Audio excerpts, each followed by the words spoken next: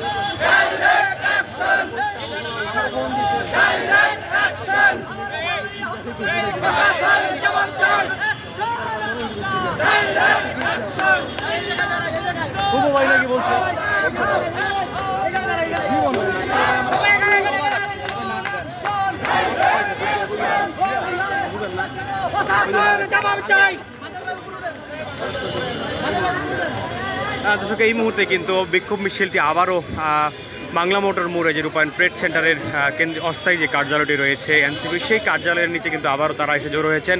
এবং তারা যে দাবিটি করছেন মংলা বন্দরে যে হামলা হয়েছে হামলার প্রতিবাদ তারা করেন এবং সেই দাবিতে কিন্তু এই মুহূর্তে একটি বিক্ষোভ মিছিল তারা করেছেন। এবং বাংলা মোটর মোড় থেকে তাদের এই বিক্ষোভ মিছিলটি তারা শুরু করে এগিয়ে গিয়েছিলেন শাহবাগ অভিমুখে এবং শাহবাগ থেকে আবারও কিন্তু তারা ফিরে এসেছেন। এই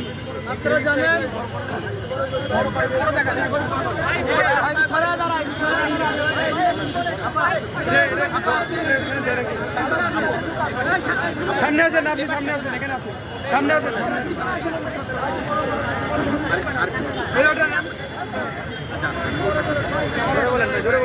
জোরে বলেন, একটু জোরে বলেন। বন্ধুগণ, আপনারা জানেন আজ বিকালে মংলা বন্দরে আমাদের এনসিপি শ্রমিক উইংয়ের নেতৃবৃন্দ একটি কলমি সভার আহ্বান করেছেন। সেই সভার আহ্বায়ক আমাদের শ্রমিক উইংয়ের সংগঠক তিতুমির চোকদার। তিতুমির চোকদার একজন মংলা বন্দর শ্রমিক এবং শ্রমিক নেতা, সে আমাদের শ্রমিক সংগঠক। সেই তিতুমির চোকদার যখন আগামী 29শে এপ্রিল মানে আগামীকাল একটি তলবি সভা আহ্বান করে যেন মংলা বন্দর শ্রমিক সংঘের কমিটিটা করা যায়, মংলা বন্দর শ্রমিক সংঘকে সচল করা যায় সেই লক্ষ্যে। বন্ধুগণ, অতি দুঃখের বিষয়, মংলা বন্দরকে এতদিন যাবৎ যে আওয়ামী লীগের এই ফেসিবাদের দূষর জুলফিকার এতদিন যাবৎ ফেসিবাদে আমলে বিগত 15 বছর যাবৎ যে জুলফিকার দখল করে রেখেছিল, সেই জুলফিকার 5ই আগস্টের পরে এই নতুন বিপ্লবের পরে আজও পর্যন্ত সেই মংলা বন্দর দখল করে রেখেছে। আমাদের জন্য লজ্জা, সেই জুলফিকার এই অভ্যুত্থানের পক্ষ শক্তি তিতুমির চোকদারদের উপর হামলা করে। এই হামলা কোনোভাবেই মেনে নেওয়া যায় না। বন্ধুগণ, আগামী কালকের মধ্যে হামলাকারীদেরকে বিচার করতে হবে এবং আলাউদ্দিন এবং জুলফিকার গংদেরকে বিচারের আওতায় আনতে হবে। এবং আরো দুঃখের বিষয় যে তাদেরকে হামলা করার পর তারা যখন হাসপাতালে যাচ্ছিল সেখান থেকে আলাউদ্দিনের বাহিনী আমাদের 3 জন সহযোদ্ধাকে, আমাদের 3 জন শ্রমিক নেতাকে, 3 জনই বন্দর শ্রমিক রফিক এবং শফিকুল ভাই সহ 3 জনকে অপহরণ করে নিয়ে যায়। এখনো পর্যন্ত তাদের খোঁজ আমরা পাচ্ছি না। বন্ধুগণ, অতি শীঘ্রই আজ রাতের মধ্যে, আগামী 1 ঘন্টার মধ্যে তাদেরকে খোঁজ দিতে হবে। তাহলে কিন্তু আমরা আরো কঠোর কর্মসূচি দিতে বাধ্য থাকবো। বন্ধুগণ, প্রশাসনের দৃষ্টি আকর্ষণ করছি, আমি ইউনো মহোদয়ের সাথে কথা বলেছি, 3 জন মানুষ অপহৃত হয়েছে অথচ তিনি নাকি জানেন না। এটা প্রশাসনের জন্য লজ্জা। দিয়েছি, তারা বলছে ঠিক আছে আমরা ব্যবস্থা নিচ্ছি। এই নিচ্ছি করে কতক্ষণ? মংলা বন্দরের শ্রমিকরা যাদের রক্তে গ্রামে হচ্ছে আমাদের বাংলাদেশ চলে, সেই বন্দর শ্রমিকদেরকে, যে বন্দর 1 ঘন্টা অচল থাকলে বাংলাদেশ অচল হয়ে যাবে, সেই বন্দর শ্রমিকদের 3 জনকে অপহরণ করা হয়। ঘন্টার পর ঘন্টা চলে যায়, এখন পর্যন্ত প্রশাসন কোনো ব্যবস্থা নিতে প্রশাসনের কোনো দৃশ্যমান ব্যবস্থা নিতে দেখা যায়নি। এটা অন্তত লজ্জার।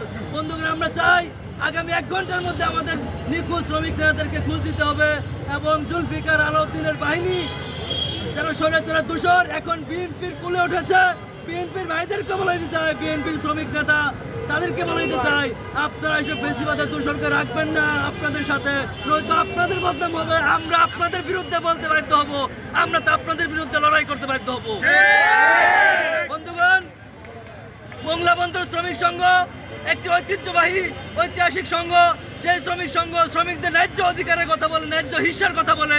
বিগত বছরগুলোতে তাদের এই শ্রমিকদেরকে ন্যায্য হিস্সা আদায়ের লক্ষ্যে তারা কাজ করে যাচ্ছে বিগত 16 বছর যাবৎ।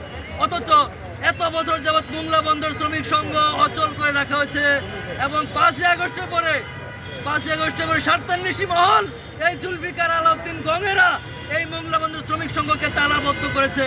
কারণ শ্রমিক সংঘ শ্রমিকের কথা যদি বলে তাহলে তারা তাদের কোটি কোটি টাকার বাণিজ্য করতে পারবে না। বন্ধুগণ, এভাবে চলতে পারে না, এভাবে চলবে না, এভাবে আমরা চলতে দিব না। আগামী কালকের তলবি সভা হতেই হবে।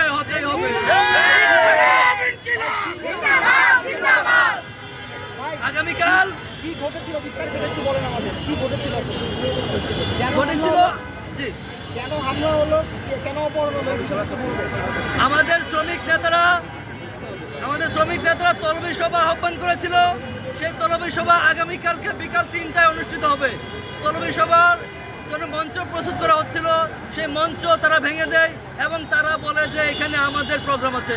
অথচ আমাদের শ্রমিক নেতারা 21শে এপ্রিল প্রশাসন থেকে শুরু করে UNO office, police, DC office থেকে প্রত্যেকটা জায়গায় তারা এটার অনুমতিপত্র এবং এটার অনুলিপি প্রত্যেকটা অফিসে প্রদান করে। এই দিন অন্য কোনো প্রোগ্রাম ছিল না। আগামীকালকে আমাদের তলবি সভা হঠাৎ করে এসে আজকে বলা হচ্ছে যে তাদের নাকি 1 মের প্রস্তুতি সভা। এটা আসলে একটা লজ্জাজনকভাবে তারা এটাকে প্রতিহত করার জন্য, একটা নাটক মঞ্চায়ন করার জন্য চেষ্টা করে যাচ্ছে। এই নাটক আমরা বুঝি, এই নাটক আমরা বুঝি। এইসব নাটক করে এভাবে আমাদের সাধারণ সভা, তলবি সভা প্রতিহত করা যাবে না। এ বিষয়ে বিস্তারিত কথা বলবেন আমাদের শ্রমিক নেতা।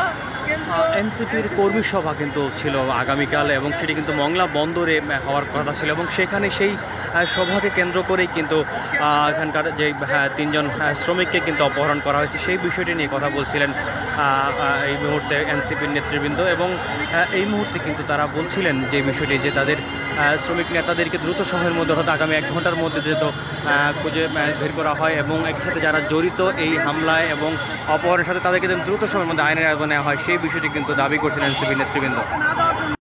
জনগণের পক্ষে যে সকল শ্রমিকরা কথা বলে তাদের সংগঠন গড়ে তুলতে না দেওয়ার জন্য তারা পরিকল্পিতভাবে হামলা করেছে। হামলার পরে যে 3 জন জন নিখোঁজ হয়েছে, এটা আমাদের জন্য খুবই দুঃসংবাদ। আমরা চাই অনতিবিলম্বে প্রশাসন এখানে হস্তক্ষেপ করবে এবং আগামী 1 ঘন্টার মধ্যে যারা অপহরণ হয়েছে তাদেরকে উদ্ধার করবে এবং আগামী 1 দিনের মধ্যে প্রশাসন কি স্টেপ নেয় সেটা আমরা দেখব। যদি প্রশাসন কোনো ভালো স্টেপ না নেয় তাহলে আমরা সাধারণ জনগণ এবং এনসিপির শ্রমিক উইং আমরা বাংলা অভিমুখে লং মার্চ করব।